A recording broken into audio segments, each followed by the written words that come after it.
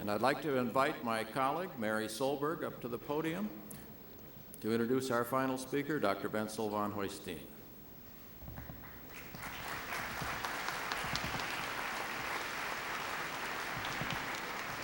Thank you. Welcome back again.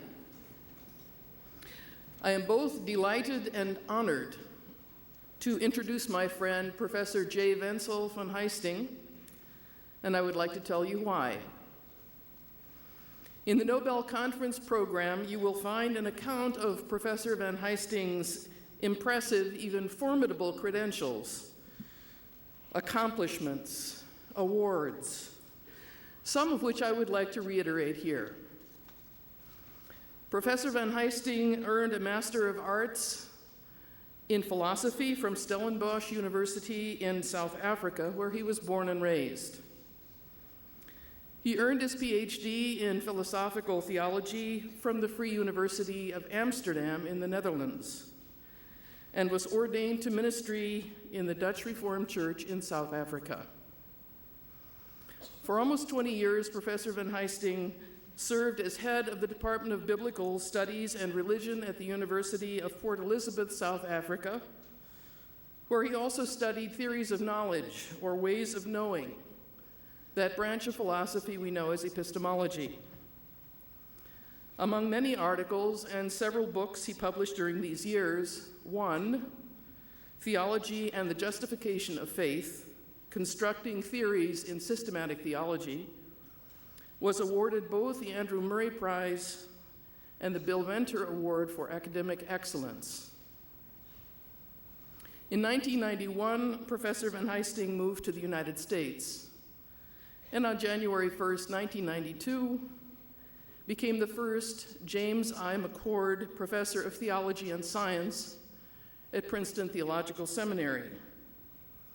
8 years ago, he also became a U.S. citizen.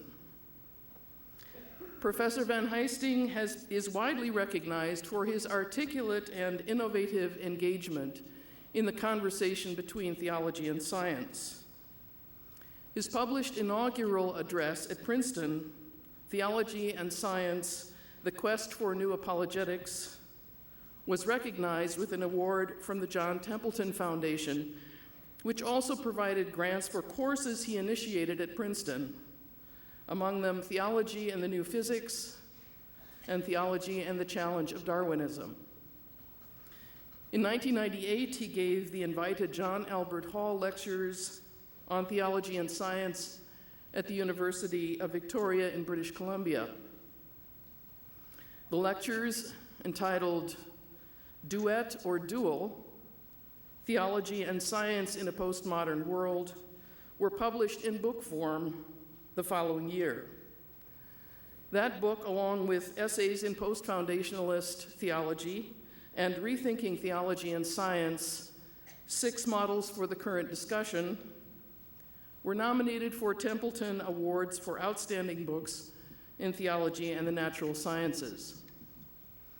In November 2000, Professor van Huyssteen accepted an invitation from Macmillan Publishing Company in New York to become editor-in-chief for the new Encyclopedia of Religion and Science, which was published in 2003.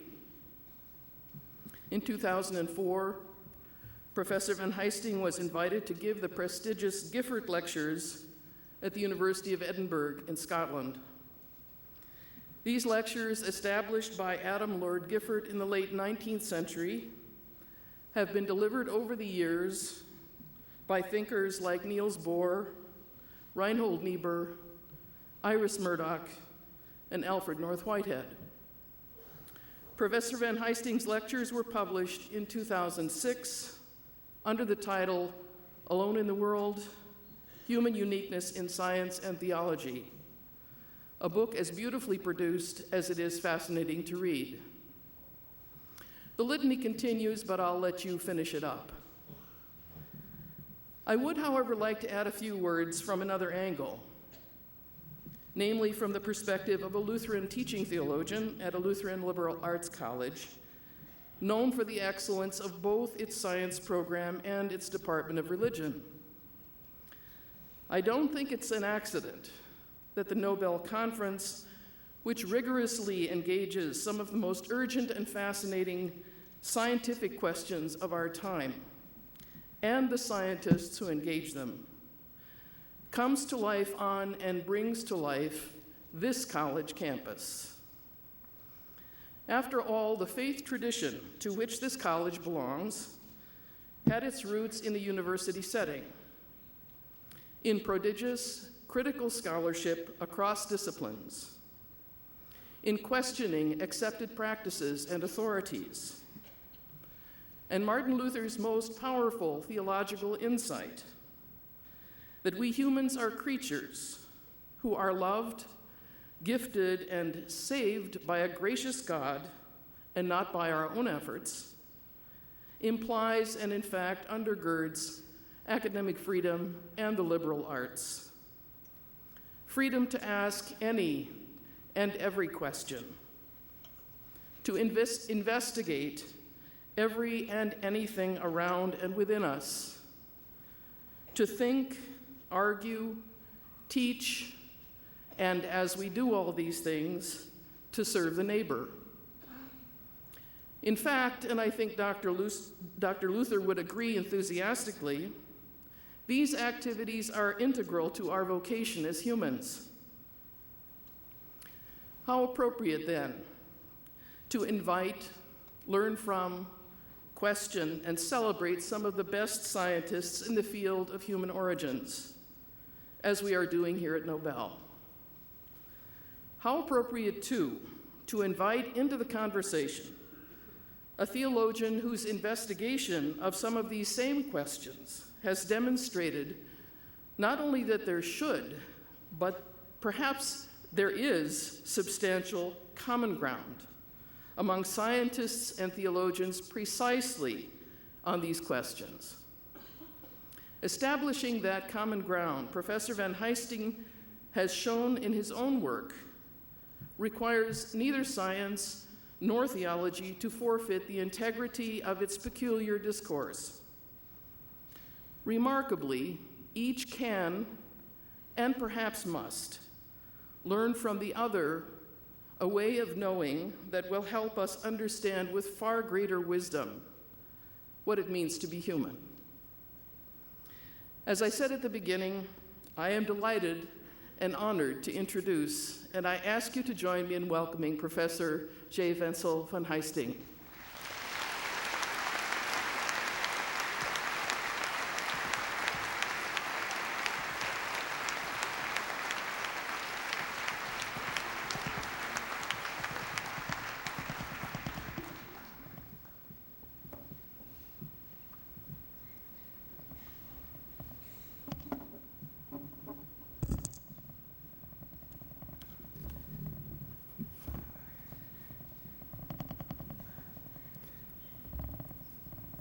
Friends, let me begin by saying how delighted I am to be here today, and what a wonderful, wonderful conference this has been. I can truly tell you that this is unlike anything that I've ever experienced on this scale.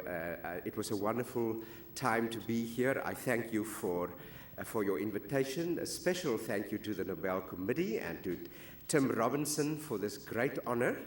I also would like to ask to thank Mary Solberg for her wonderful introduction. She has been a dear friend for a long time, and for being a good host and for taking me to the airport afterwards. And I also want to thank Jason Pitts, student here who has been an excellent host and shown me around. You know, I called my wife Hester last night. She's in California visiting the kids. And she said, "What? Are you the last to speak on the second day? Do you realize that there's going to be no one there, right?" So now I can call her tonight and say, "Honey, you were wrong." I also had an interesting experience walking back earlier when somebody stepped out of into the aisle and said, "We're praying for you now." So I'm kind of working through that, but I'm taking it anyway. You know, as a Christian theologian interested in human origins, the origin of religion, and the controversial issue of human uniqueness that we've been talking about here so much, I have been increasingly drawn to the contributions of paleoanthropologists and archaeologists to this challenging problem. Those of you who are familiar with the broad religion and science discussion might agree with me that this is, until fairly recently, a very neglected dialogue. In my own recent work, I have been deeply involved in trying to construct plausible ways for theology to enter into this important transdisciplinary conversation. And as a way of facilitating this kind of cross-disciplinary dialogue, I've argued for an approach to interdisciplinary dialogue, which implies three important moves for theology, which I won't talk about today other than mention them. First, that as theologians, for those of you who are theologians, we should acknowledge the radical contextuality of all of our intellectual work, the crucial epistemic role of interpreted experience in the way we see and experience the world and our faith, and also the way that disciplinary traditions shape the values that inform the way we look at this world. Second, I think this kind of approach should also open our eyes to the kind of epistemic, if you want to call it that, obligation that points beyond the boundaries of our own disciplines, beyond our own local communities and groups and cultures towards plausible forms of interdisciplinary dialogue. And against this background, I have argued for distinct and important differences between the reasoning strategies used by theologians and scientists of various stripes.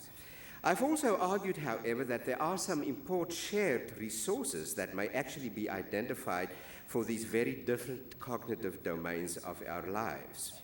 And thirdly, it is precisely, I think, in these shared rational resources that ultimately enable the kind of interdisciplinary dialogue that we have seen so eminently exhibited here at this conference.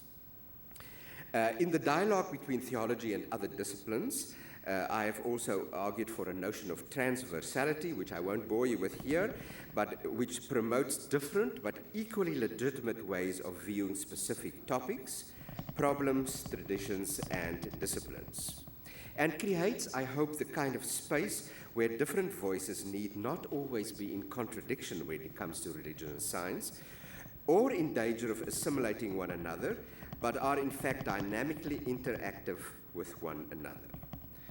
So I'm hoping that this kind of approach will give us a philosophical window into our wider world of communication through thought and action. And I hope it can also enable us to identify possible shared conceptual problems as we negotiate the porous boundaries of our different disciplines. Now, one such interdisciplinary problem is the concern for human origins and human uniqueness, and how that may or may not relate to human origins, to the evolution of morality, the evolution of sexuality, and the evolution of religious awareness, to just name a few. It is therefore precisely, I believe, in this problem of human uniqueness that the theology and sciences may find a shared research trajectory. Our very human capacity, some would call it a mania, for self-definition can most probably be seen as one of the crowning achievements of our species. But moreover, what we see as our own humanness, or even our distinct human uniqueness, so differently defined here in the 2 days, ultimately also implies a deeply moral choice. We are not just biocultural creatures, but as cultural creatures, we have the remarkable but dangerous ability to determine whom we are going to include or not include as part of us. Talking about, well, since I'm having a kind of a theological approach to this, I just can keep going. I'm not being interrupted by what I hope will later be corrected here. So talking about our own human uniqueness in reasoning strategies as different as theology and the sciences will therefore always have a crucially moral dimension and responsibility. We do seem to have a profound moral responsibility when defining ourselves, for naming ourselves, always implies a specific kind of reality that gives shape to the world we create and experience. It is also important to ask, however, how reasonable or not it is for a theologian, after immersing him or herself in the challenging contemporary debates in paleoanthropology and archaeology, to even expect scientists to provide a starting point or important links for an interdisciplinary discussions like human origins, human nature, and human uniqueness. And last but not least, how realistic is it for a Christian theologian to expect scientists to take theological contributions to these crucially important topics even remotely seriously? Now, an interesting part of our self-perception is that it is often the less, thanks Matt, that is often the less material aspects of the history of our species that fascinates us most in the evolution of modern humans. We seem to grasp at an intuitive level that issues like language, self-awareness, consciousness, moral awareness, imagination, symbolic behavior, mythology, are all probably the defining elements of what makes us human. Yet exactly these elements that most seem to suggest humanness are often the least visible in the prehistoric record, simply because they don't always fossilize. And for this reason, paleoanthropologists correctly are focusing on more indirect but equally plausible material pointers to the presence of the symbolic mind in early human prehistory. As we saw already in the very first lecture by Curtis Marion, that certainly not only and not the earliest evidence for symbolic behavior is found in the Paleolithic cave paintings of southwest France and the Basque country, all painted towards the end of the last ice age. I want to come back a little later to the discussion we had about the more piecemeal evolution of symbolic behavior in Africa. Now, I do want to focus, for reasons I will say in a few minutes, in this talk about this very specific period in prehistory, and because I believe that there we find a window into symbolic behavior that might help us also as theologians to understand better what we mean when we talk about imaginative and religious consciousness. Now, at first blush, there does in fact seem to be a rather remarkable convergence between the evolutionary emergence of Homo sapiens and Christian beliefs in the origins of the human creature. In a sense, the famous explosion in the Upper Paleolithic around 40,000 years ago, that I'm not calling a revolution, but an explosion, although in no sense the beginning of a new species, does exemplify the most distinctive traits of our species, such, it seems to, as much as the creation myths of the Abrahamic religions that refer to the arrival of a new species created in the image of God. But easy comparisons stop here, for in the classic religious texts of the ancient Near East, Adam and Eve as primal human beings are seen as the significant forerunners of humanity, and as such defines the emerging relationship between humanity and the deity. The theologian, therefore, needs to be aware that the Genesis 1 texts are indeed meant as clear expressions of the uniqueness of the primal human being in a mythological context, who occupies a position between God and humans, and who is the only one who can lay claim to this distinction. So theologically then, being created in the image of God highlights the extraordinary importance of human beings.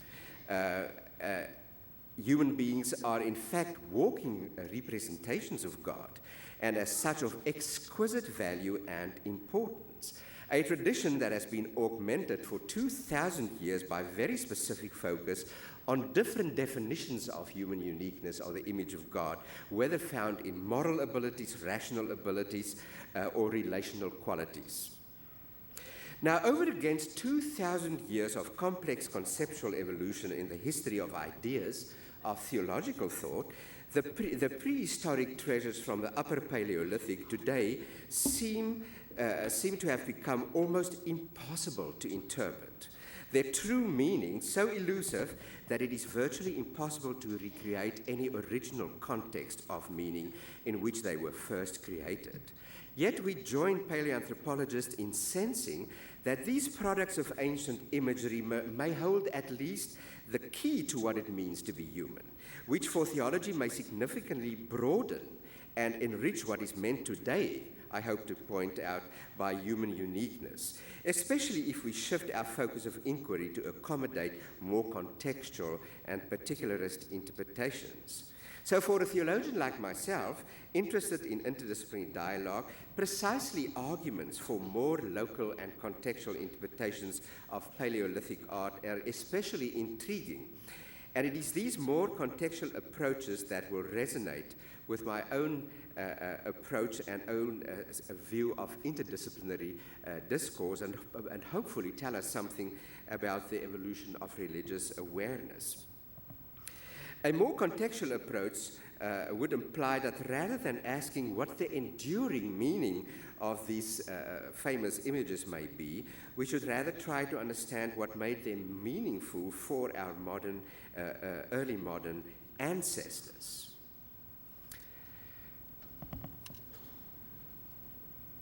So in the interdisciplinary conversation between theology and the sciences, the boundaries between our disciplines and reasoning strategies, as I hope to point out, are indeed shifting and porous. And deep theological convictions cannot be transferred to philosophy or to science to function there as data in foreign disciplinary systems. But in the same manner, transversal reasoning does not imply that scientific data or paradigms or worldviews can be transported into theology to there set the agenda for theological reasoning. This kind of interdisciplinary reasoning does mean that theology and science can share concerns and hopefully converge on commonly identified problems such as the one we are talking about. And on this view, for instance, the theologian can hopefully at the end at least caution the scientist to recognize the danger of materialist reductionism in scientific worldviews, even as the scientist can certainly caution the theologian against constructing esoteric and imperialistic worldviews, which we're very good at, totally disconnected from the reality of the world of scientific research. So these mutually critical tasks presuppose, however, the richness of the moment in which theology and paleoanthropology may indeed find amazing connections on human uniqueness. First of all, I believe that it urges theology to move away from esoteric and baroquely abstract notions of human uniqueness or of the image of God. And secondly, a return to more embodied notions of humanness, where our own sexuality and our own embodied moral awareness are tied directly to our self-transcendence as creatures who are predisposed to religious belief. I would also argue that from a paleoanthropological point of view, human uniqueness has emerged as a highly contextualized, precisely embodied notion and is directly tied to the symbolizing minds of our prehistoric ancestors, as physically manifested for this discussion today in the spectacularly painted caves of the Upper Paleolithic. This not only opens up the possibility of converging arguments from both theology and paleoanthropology for the presence of religious awareness in our earliest Cro-Magnon ancestors, but also plausibility for the larger argument that since the very beginning of the emergence of Homo sapiens, the evolution of those characteristics that made humans uniquely different from even their closest sister species, characteristics like consciousness, language, imagination, symbolic minds, and symbolic behavior, has always included religious awareness and some form of religious ritualistic behavior. Paleoanthropologist Ian Tattersall in New York has recently argued exactly this point.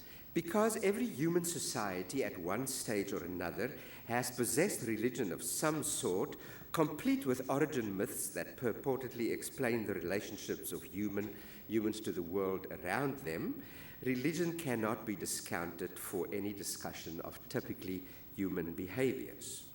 More importantly, in a very specific sense, religious belief may be one of the earliest special propensities that we are able to detect in the archaeological record of modern humans. It is in this sense, then, that neither history nor anthropology knows of societies from which religion has been totally absent. There is indeed a quote, naturalness to religious imagination that challenges the viewpoint that would want to see religion or religious imaginations as an arbitrary or random or esoteric faculty of the human mind.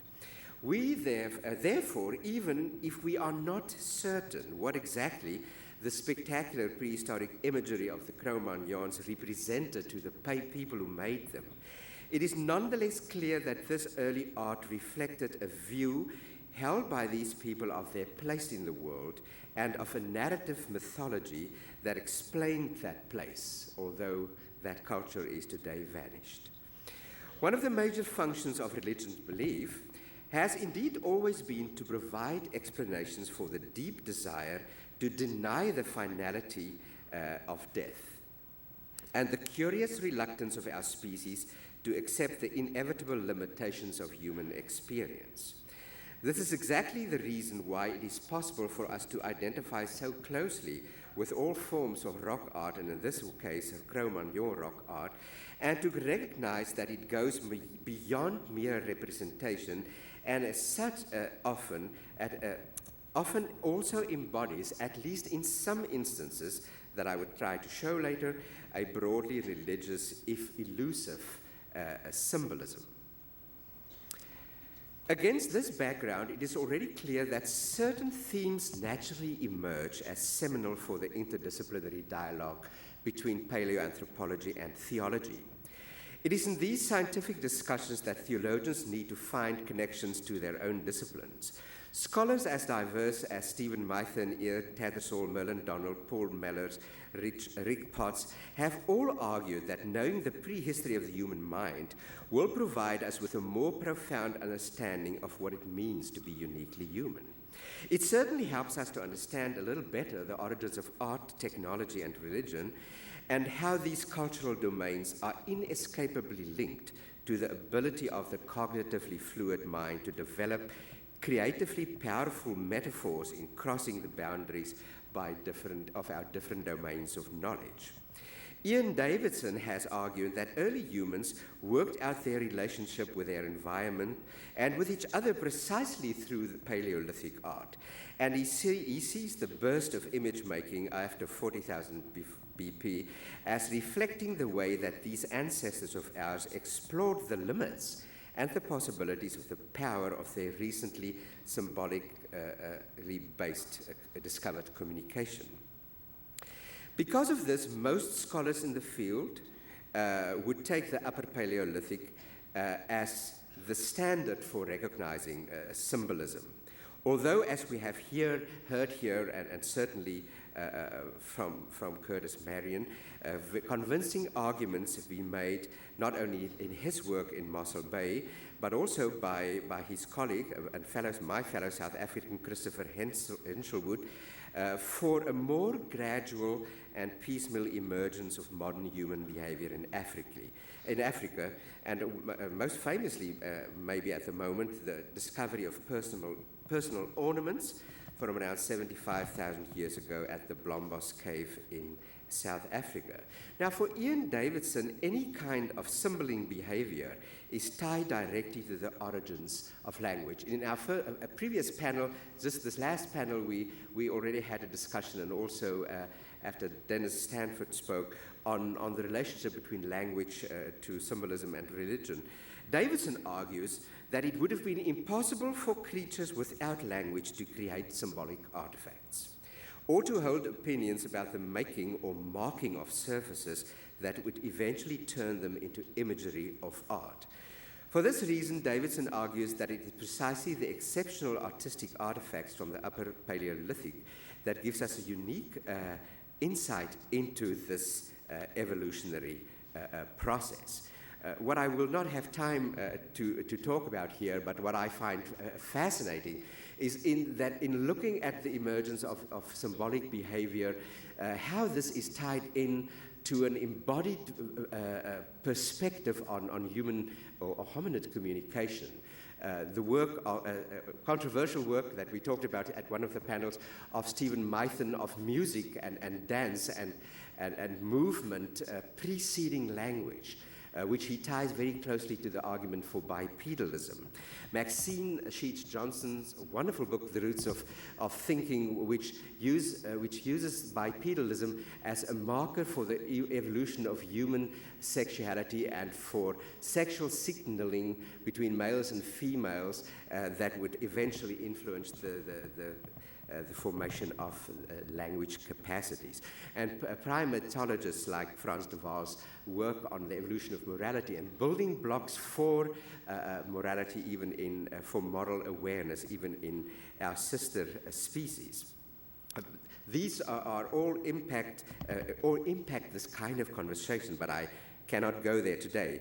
But for theology, the most important lesson learned is that from a paleoanthropological point of view, all talk of symbolism should be seen, I think, as part and parcel of turning communication into language.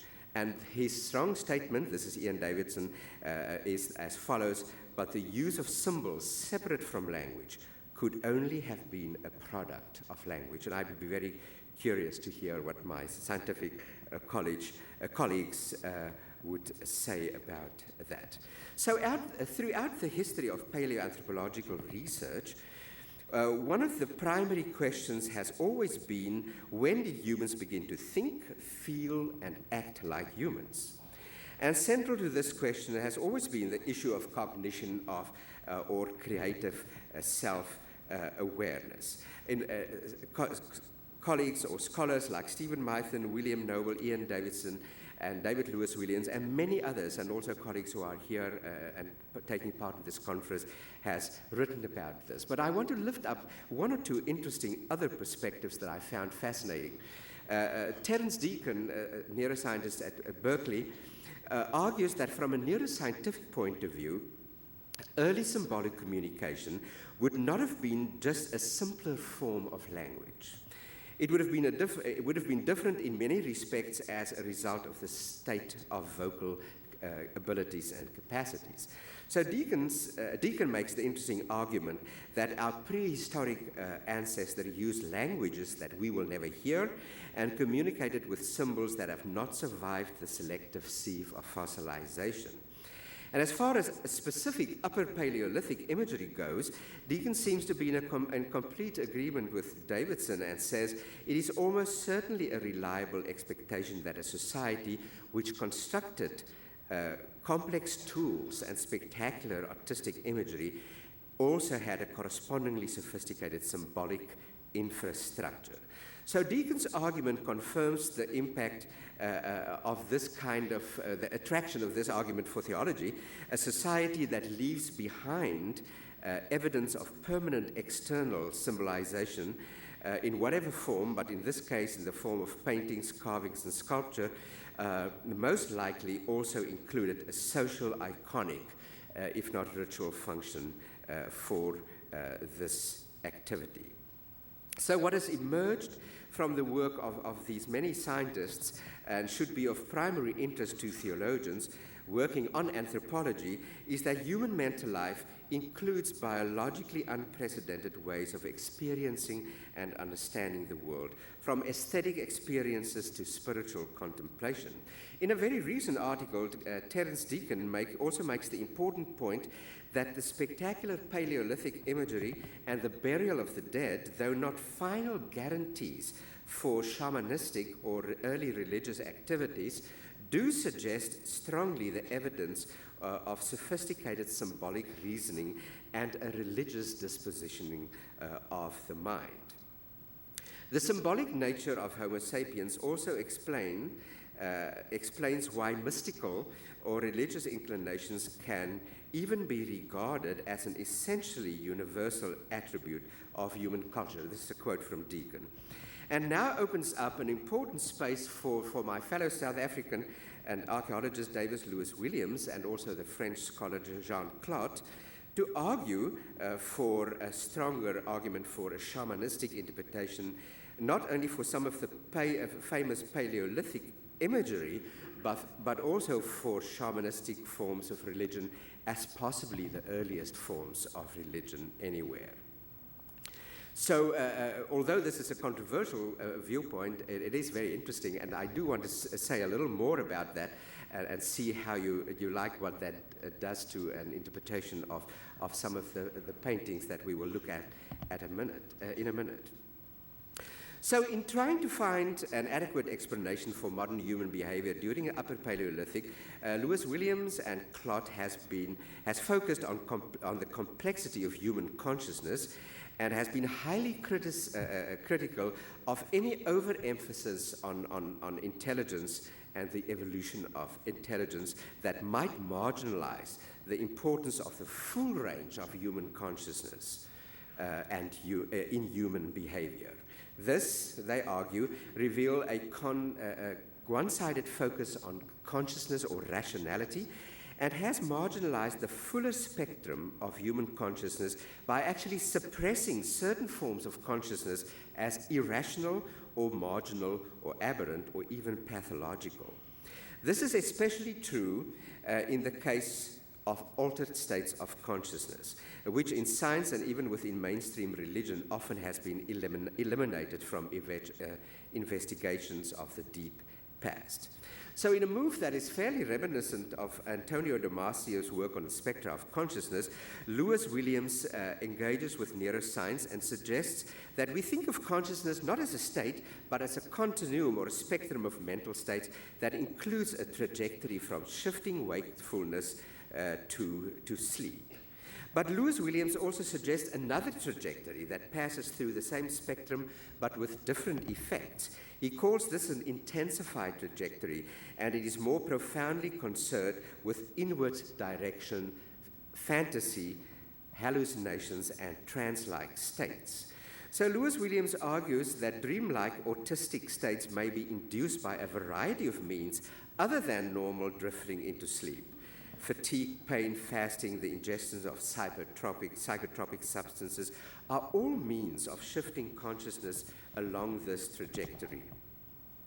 So for these scholars, this second trajectory has much in common with one that takes us into sleep and dreaming, but there are important differences. Dreaming gives us an idea of what hallucinations are like, but the states towards the far end of this intensified trajectory, visions and trances and hallucinations, may occur, so Williams argues, in all five senses and are generally exactly what we call altered states of consciousness. Importantly, all of these mental states described here are generated by neurology of the human nervous system and is therefore part and parcel of what it means to be fully human.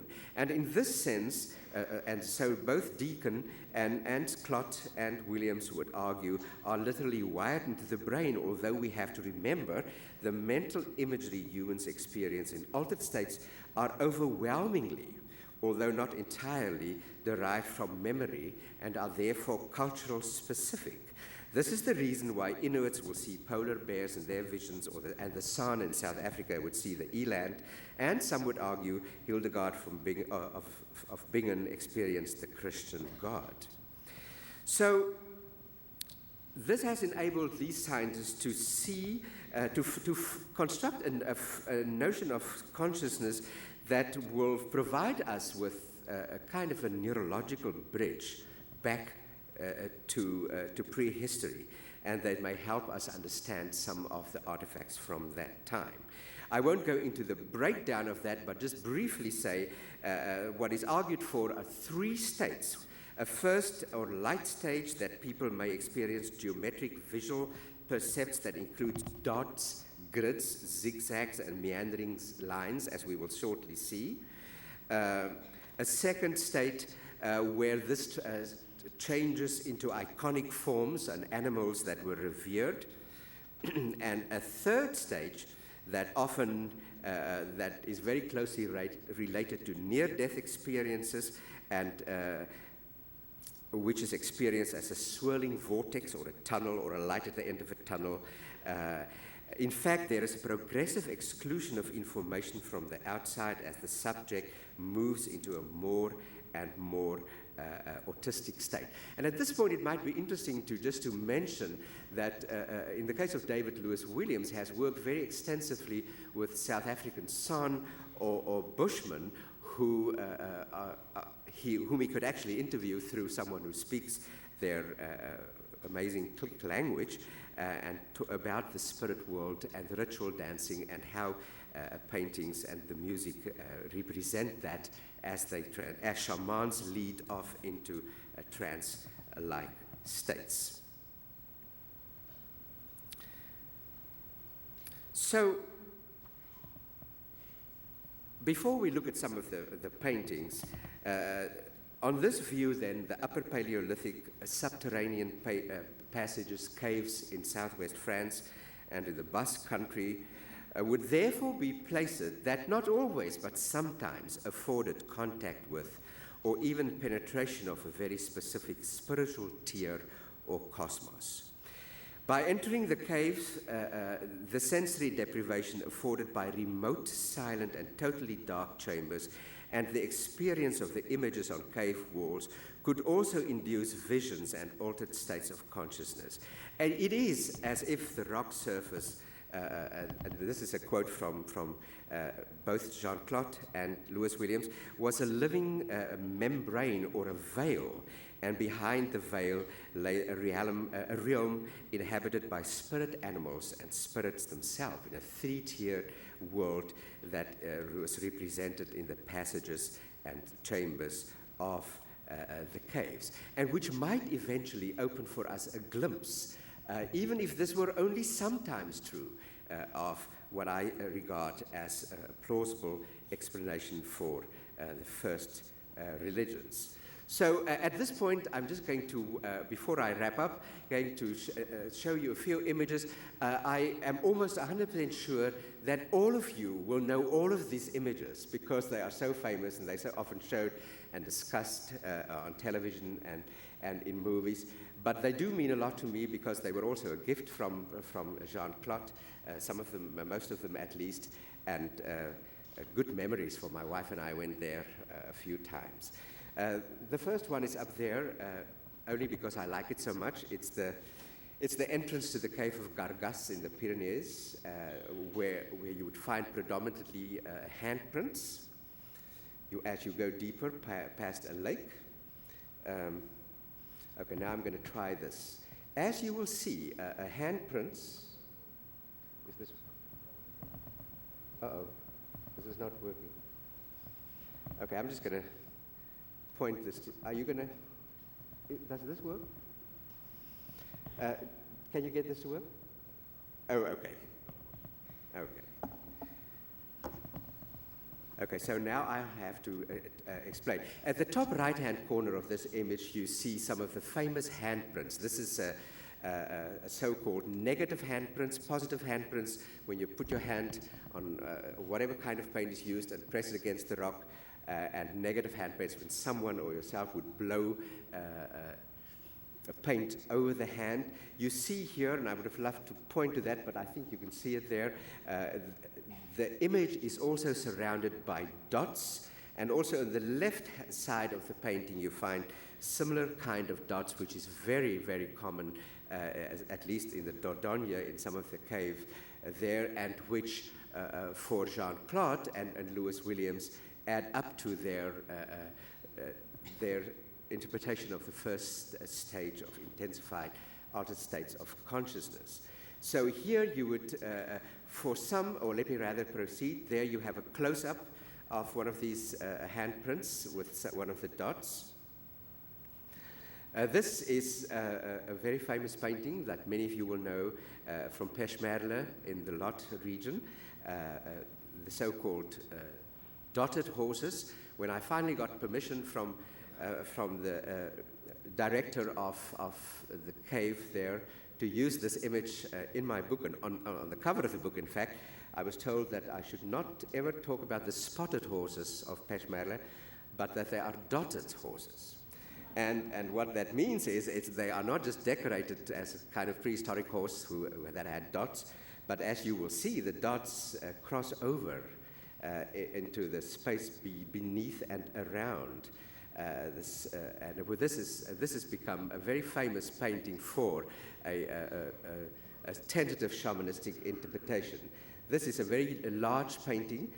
You can see, and now I wish I could show you, but again to the right-hand side, how the artist from prehistory used the natural formation of the rock that already looked like a horse, and then another horse facing this way. But what is very interesting is that not only the horses and the dots, but also handprints above the horses and to the far left. And in fact, right below the left horse is a handprint on the ground or on the floor, at floor level. And to the right, there's one that you cannot really see. What is fascinating about those two is that for anyone who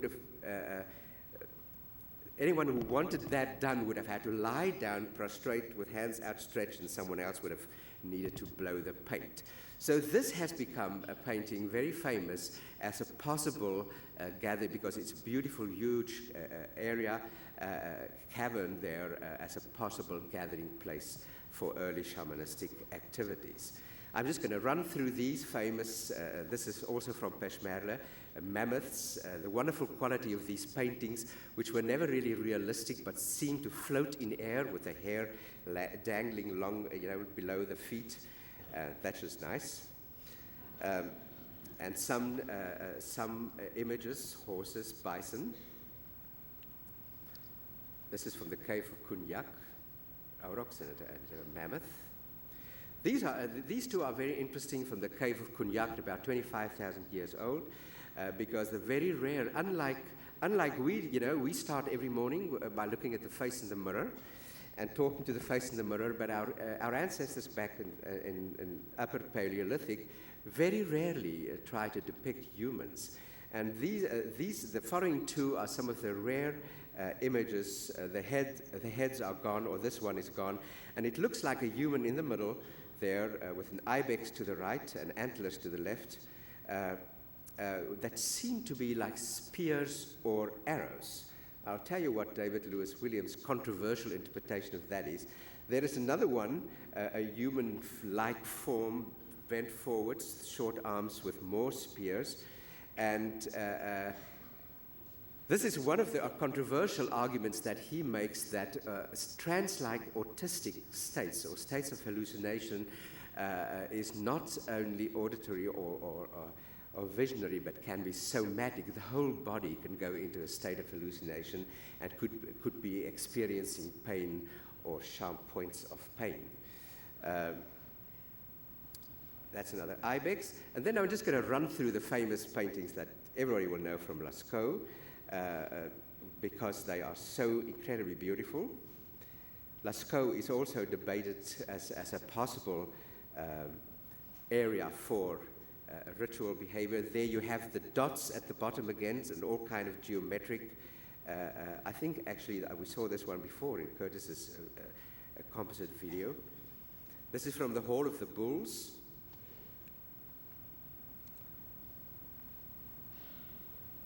Beautiful, that's the famous Chinese horse and the red cow. This is from the cave of Rufinyak, about 13,000 years old, a frieze of mammoth etchings and a series of rhinoceri. Is that how you say it? Rhinoceri? With 100-year-old graffiti. And that is from the famous ceiling of Rufinyak. And then the very last one that I want to point out, I'm going back now to Lascaux, because this has become, in some of the literature, beyond that I have seen, and I'm certainly open to correction from my science colleagues, but in some of the literature beyond Clot and Lewis Williams, this has been a much discussed image from the shaft in Lascaux as possibly a form of early shamanism. A very clearly wounded bison with entrails hanging out, a human-like figure. What is interesting about the human figure is that it seems to be a bird. If you look at the hands and the feet and the head, and there's also a bird here on a stick, but then it's also human-like and in a state of arousal. So when I asked Jean-Claude, why is he lying on the ground? And then he said, I don't think he's lying on the ground. He's changing into a bird and falling backwards in a trance-like state. So that would very, very well, that would work very well with Lewis Williams's themes of what happens in the South African San and in the shamanistic world. So just to wrap this up, it was nice to share that with you.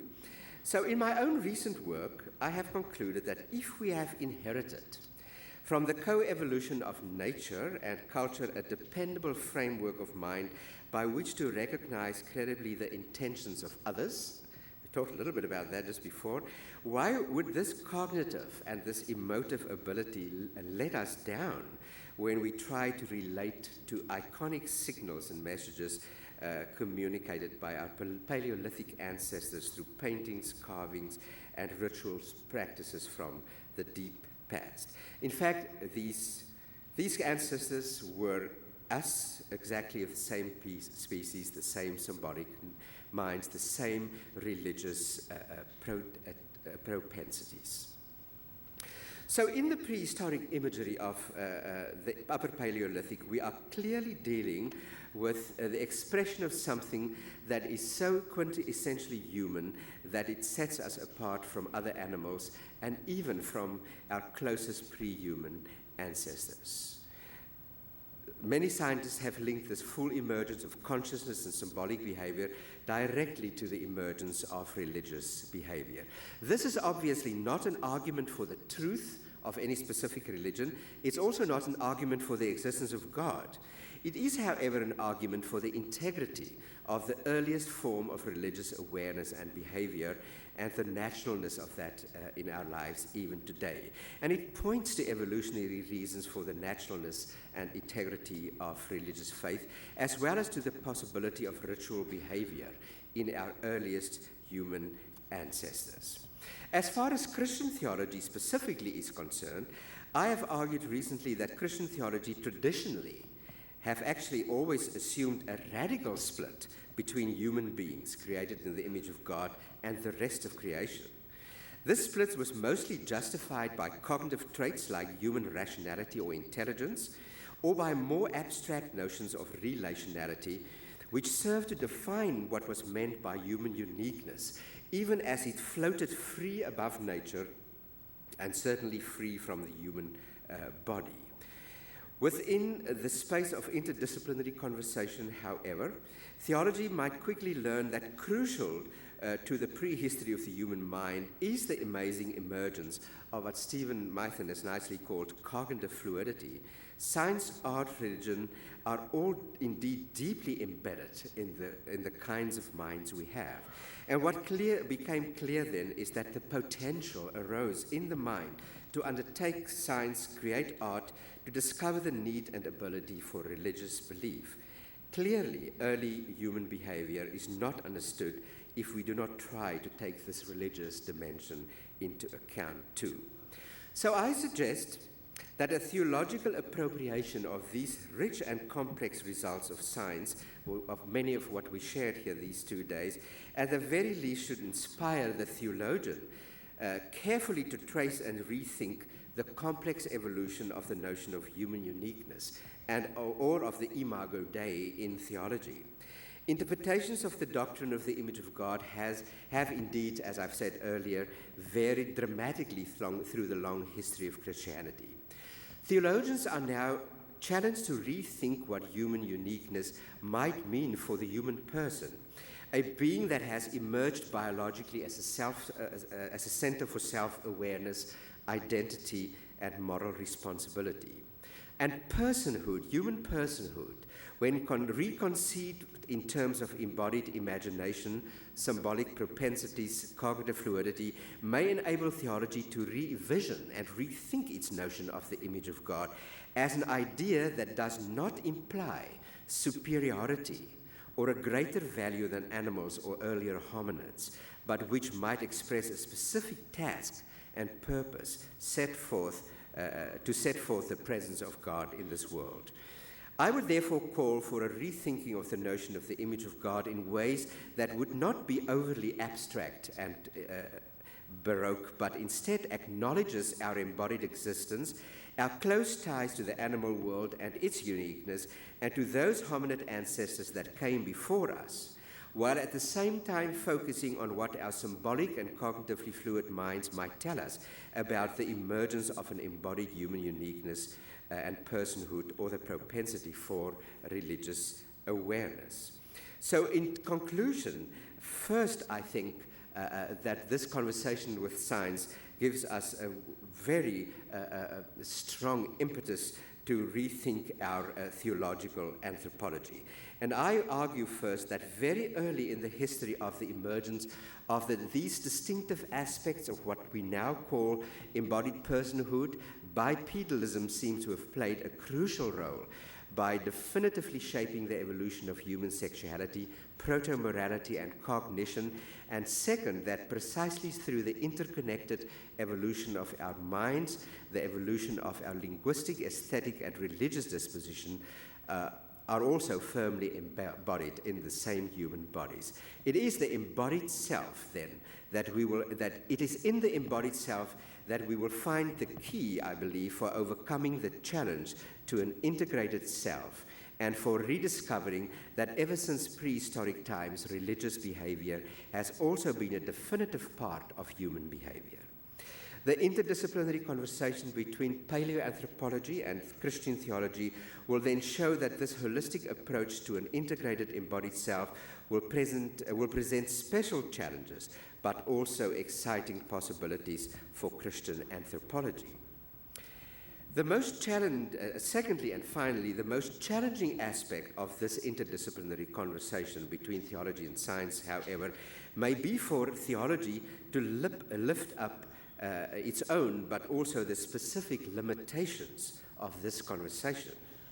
This implies a quite specific appeal from theology to the sciences, an appeal for a sensitivity to that which is particular to the broader non-empirical or philosophical dimensions of theological discourse.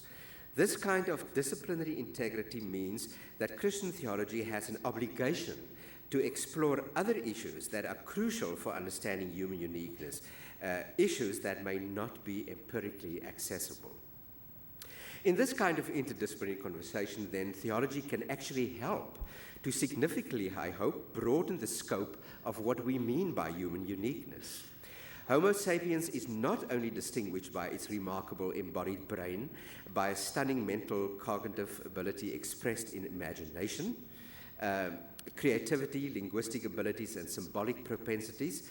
As real-life embodied persons of flesh and blood, we humans are also deeply affected by hostility, by arrogance, by ruthlessness and cunning, and therefore we are also inescapably caught between what we have come to call over thousands of years good and evil.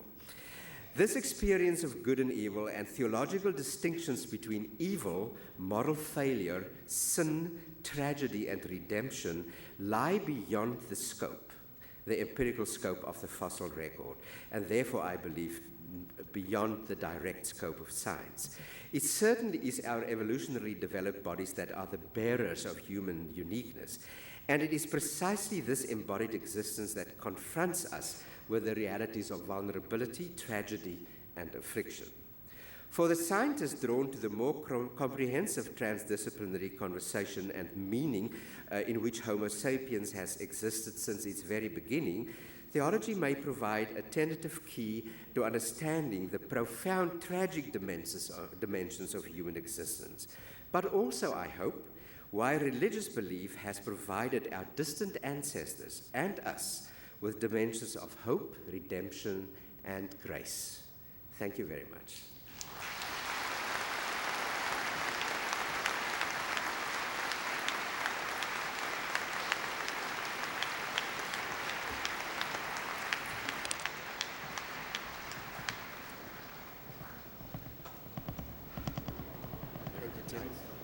Thank you very much. I invite our panelists to assemble for a final Q&A.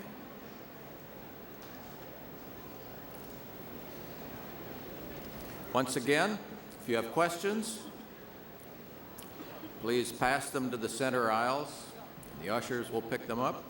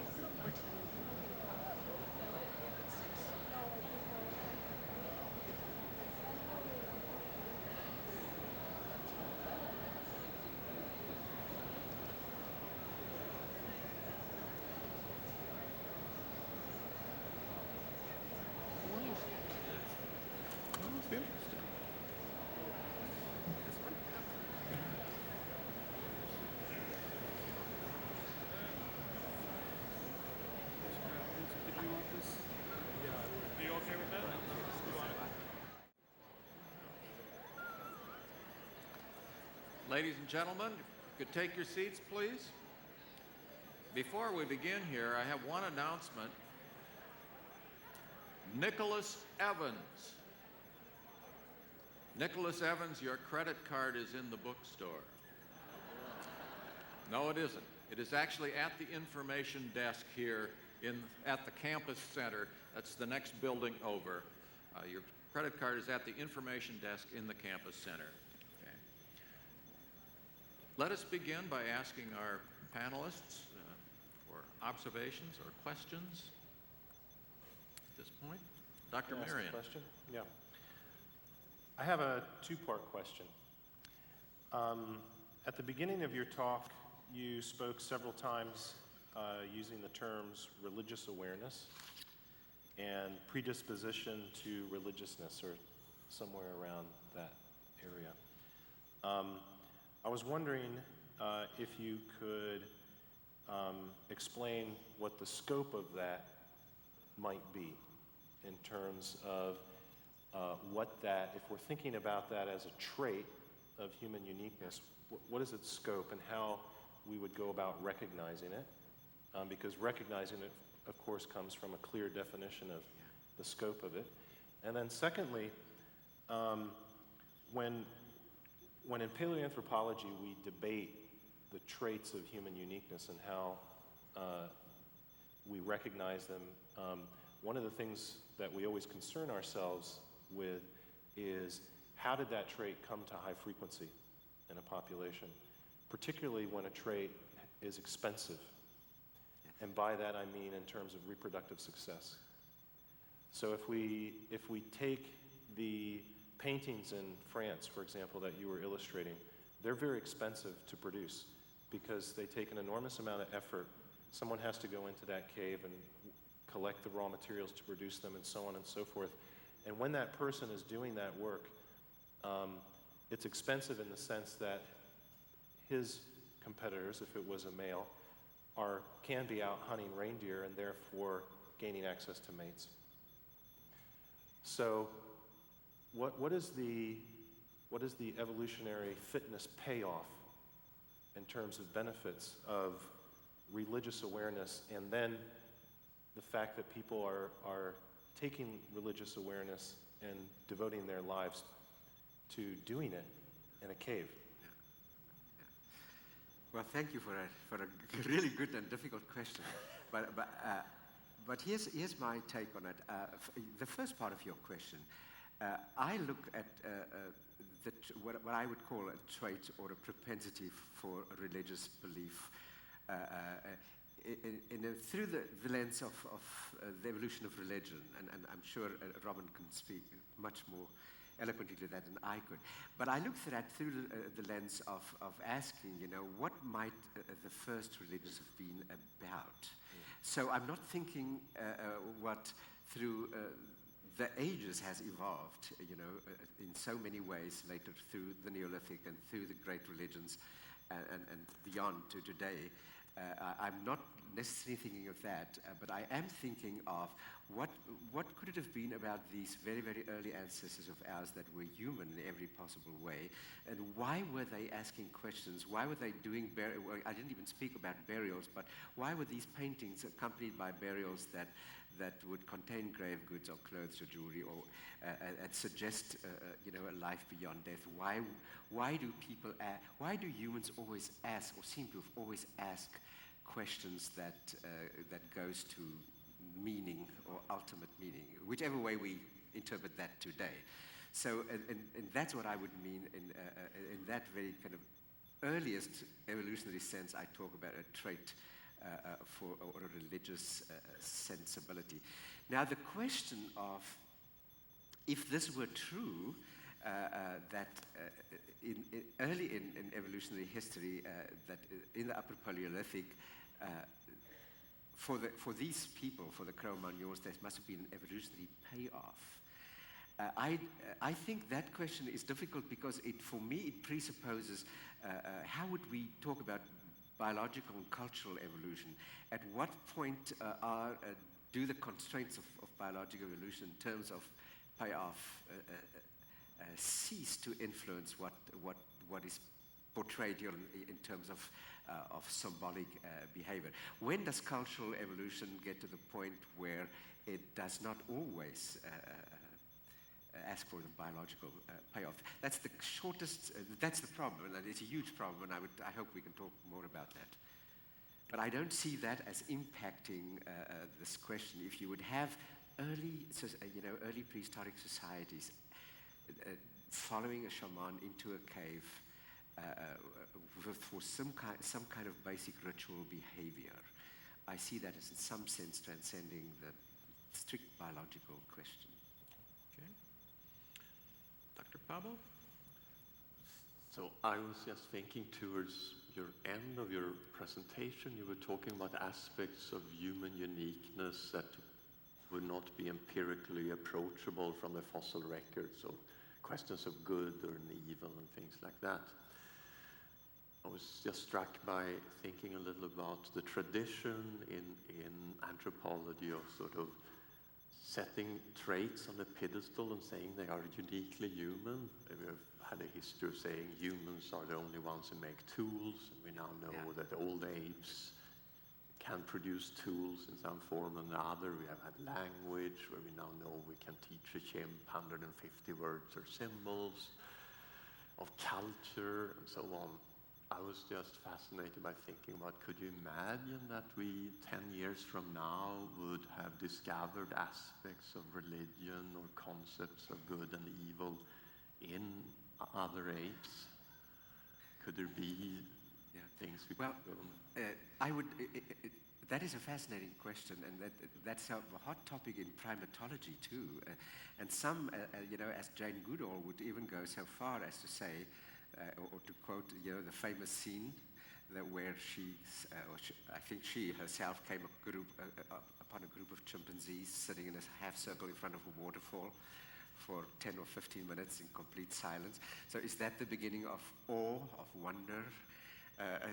I will not speculate about that, but what I do believe that I recently had a very long and a great conversation with Frans de Waal, who has actually spoken at one of these conferences, the primatologist, and if we do believe that that there are some kind of propensity or building blocks for morality, or for cognition, or for what we would call conscious rationality, then I would not be surprised to find that there would be some sense, a predisposition for building blocks for what that might be, whether it would be wonder or I don't know. But I don't think that would conflict for me in any sense through the long history of evolution of what we might finally, those who feel that they can do that, might be practicing now. It would only be enriching. Dr. Stanford? Yeah, one thing that occurred to me as we were talking here about burials. And then yesterday we understood that the distance between modern humans and Neanderthals is considerably more than we thought. And we should point out that Neanderthal people had ritualized burials. And I think that's pretty interesting when we look at that in relationship to modern humans. And have you given that some thought? I've given that some thought. I've had some conversations about that, but I find, for an outsider like myself, that paleoanthropologists are so divided on that. It all depends on who you're talking to. Mm-hmm. If you talk to Ian Tattersall, who, of course, he believes in the Great Divide, and others too, but others would not. But yes, there are famous burials with jewelry and beads that might suggest, and well, in the light of Dr. Pabo's questions now, might suggest a proto-religious type of behavior. Yeah, and with your building blocks. One last comment I'd like to make. I really enjoyed your presentation. And working with many Native Americans and being on the countryside myself quite a bit, I think we've probably, as a race or species, lost a lot of our natural ability that we once had, communication, perhaps even telepathy, being able to communicate with each other and animals. And a lot of this has probably come by just being in the modern age and being totally distracted. And for me, at least as an archaeologist and having grown up in the new industrial ages or electronic age, it's almost impossible to interpret archaeological evidence beyond economy and technology, because decisions are made at a level that we don't understand and can never understand, because they're at that highly abstract point of view that shamanism is the way that they're making these decisions. Thank you. I appreciate that. Dr. Dunbar? Yeah, I think what I'm going to comment is, rather than a comment, less of a question. It sort of picks up, actually, from what you're saying. And one of the problems we have, as I'm kind of putting this into the general audience, really, maybe you can help us out. But burials is a key issue, because that's been interpreted in archaeology as the one sure sign of a belief in another world, an afterlife or something like that. But the oldest certain burials that everybody, all archaeologists would agree about, would be the sort of European Upper Paleolithic, sort of 20,000, 25,000, I forget what the latest, oldest one is, and then possibly all these other ones among the Neanderthals and stuff, pushing it back a little further. But still not really very far, is it? And, that's kind of giving us the minimum age. It must have been before that these kind of religious awarenesses and so on must have evolved in the human age. But it could have been, who knows, 1 billion years before, 50,000 years before. And our problem is, and this is the problem we have with our Big Lucy to Language project, where we're trying to sort of see what primatology and psychology and cognition, neuroscience can tell us about how that can illuminate the human evolution record, as it were. And we are kind of working towards being able to make predictions from these kind of areas. And I kind of tried to show you a little bit of the kind of things we might do. But our problem is how, we can say, okay, you ought to see religion appearing at this particular point in time because it's a good bonding thing for creating networks, and we could show that at that particular stage, if group sizes are that big, they would just fall apart. You need something like religion to put it together. So you guys go off to the archaeological record, and that's where you should see it. And our real problem here is, what the hell are we looking for? Because all these things are going on in the archaeological mind, as it were.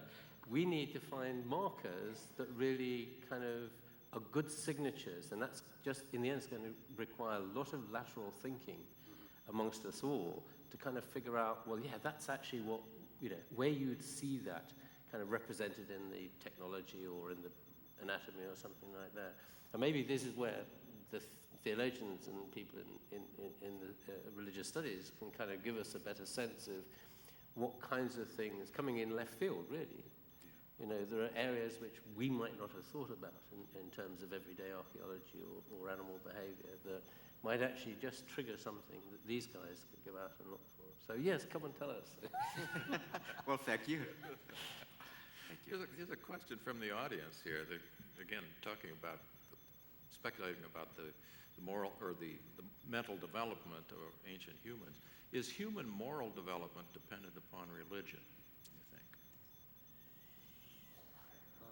Well, I think I'll say what Dr. Donbar said, yes and no.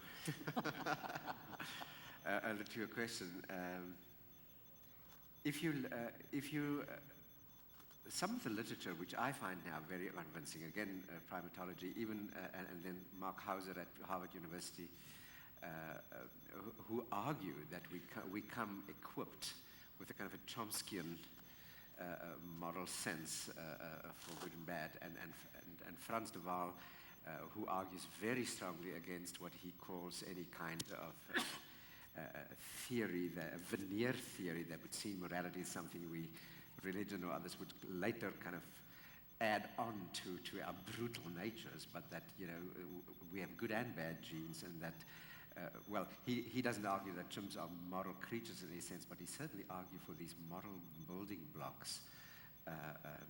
So in that sense, I think we are given a moral sense, if I could call it that, by nature and through evolution.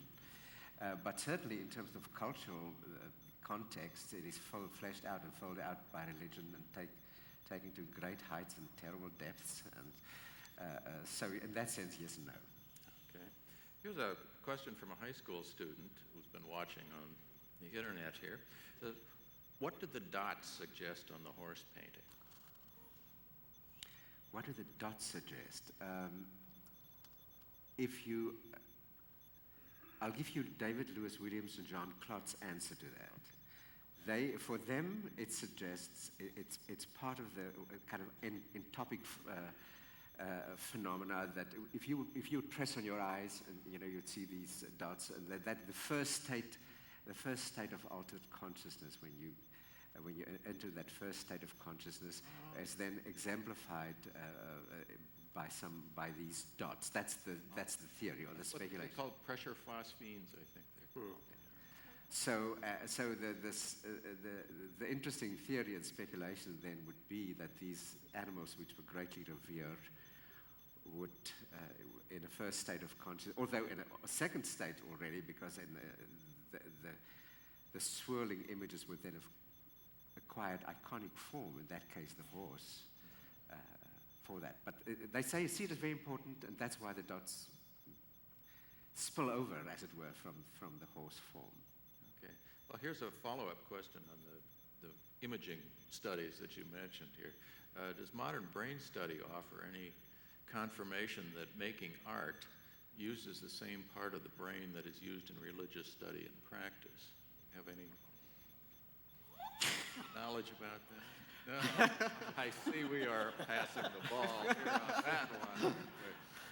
I really cannot answer that, and I would defer to my colleagues, the scientists. I don't think we can answer it either. Yeah, I don't know, but it's a fascinating question. Yeah. Yeah. It's certainly one that's testable. Yeah, and it's actually something that's been much under-researched in all these areas. I mean, I don't know what the sort of vision psychologists have done with that. I suspect rather little, because they tend to be more focused on the mechanism. Well, it's some controversial experiments in so-called neurotheology has tried to, through controlled groups of Franciscan nuns and Buddhist monks to see how the brain lights up under meditative states. So, but what that says about whether those are the same, whether that's valid, and secondly, whether that is a valid way of, or the same area of the brain that would be used for art or artistic imagination, I couldn't possibly say. Well, ladies and gentlemen, Dr. Van Huyssteen actually is turning into Cinderella here. My glass slipper will I he will has leave to behind. catch a plane here quickly, but I'd like to just close and ask if members of the panel have anything in particular that they'd like to have us take home from this conference about, and any thoughts that you think we should leave with. I'll go with the importance of interdisciplinary research.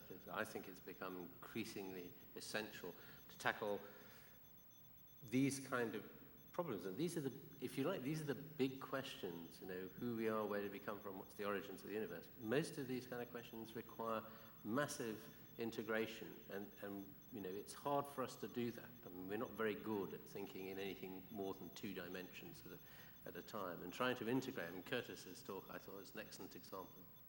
Really trying to get to grips with this. That's what we need much more of, but it actually, on an educational issue, and this is something I think is a real problem, is we don't, well, you guys do, because it's a liberal arts college, but most of us in universities train people in these very narrow fields, and they just really don't have the breadth of just experience and ability to go out and find out from other fields and see what could be done, how it could be applied in their areas. And it's hampering what we do, I think, personally. That would be my pitch. I'd actually take it even further and say that the really big breakthroughs and discoveries are going to take place at the boundaries of the disciplines. Yeah. Yep. And so we need to figure out ways to entice scientists to work in those areas, because there are structures in place that hamper our ability to do that. And those occur both at the ways that universities are organized and the way the money is doled out in the major organizations that we apply for money. So we need leadership at both the level of the administrations of the colleges and universities, and we need leadership primarily at the federal level. At least in the United States, it's the federal level, National Science Foundation, NIH, that are the primary funding agencies, to put pots of money there to entice that kind of work. Okay, Dr. Pablo? Maybe just also that those questions that we discuss here are very big fundamental questions. What makes humans unique? What are the origins of humans? And maybe we should also just remember that probably for many of these we will never have a definitive answer. It is a process where we believe we know more than 10 years ago, but clearly for many of these questions there is not an ultimate answer. We can sort of develop our thoughts and ways of thinking about this and get more sophisticated about it, but it's not something we will have an ultimate clear answer to, and that's perhaps why it's so fascinating to work with these things. Dr. Stanford? I would like you to take away the idea of having an open mind and thinking in multiple working hypotheses. once you think you have the absolute answer, know that you're wrong.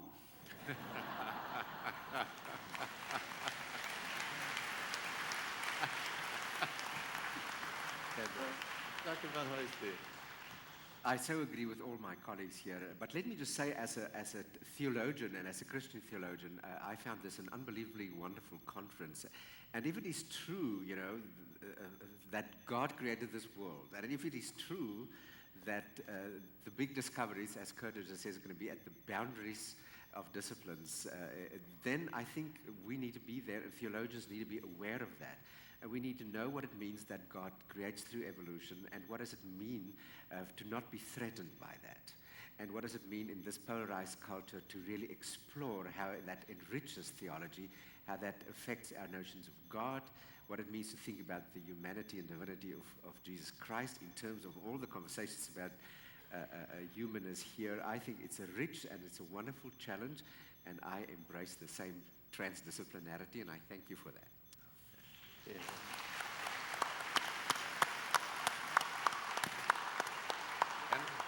And I would, in turn, like to thank all of my panelists here who were willing to give up so much of their time to enlighten us on this really very interesting question. And I'd also like to thank you, the audience, coming to the end of 9 years of doing this. I can't tell you what a pleasure it is to look out into the audience and see a group of engaged, interested, intelligent people considering important issues. Thank you.